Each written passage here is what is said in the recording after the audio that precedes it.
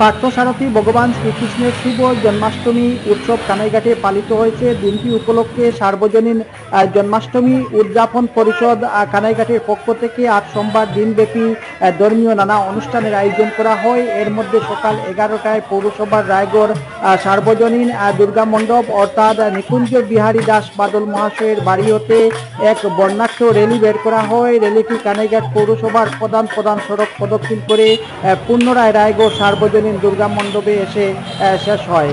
তাদের জন্মাষ্টমী এ অনুষ্ঠানে সম্মানিত অতিথিদের মধ্যে উপস্থিত ছিলেন মাস্টার সলিল চন্দ্র দাস, হরিপদ শর্মা, ভজনলাল দাস, শ্যামল কুমার দাস, বিশ্বজিৎ রায়, বিকাশ চন্দ্র দাস, প্রতাপ চন্দ্র দাস, জগদীশ চৌধুরী ও মাস্টার দয়াময় দাস সহ অসংখ্য অতিথিবৃন্দ।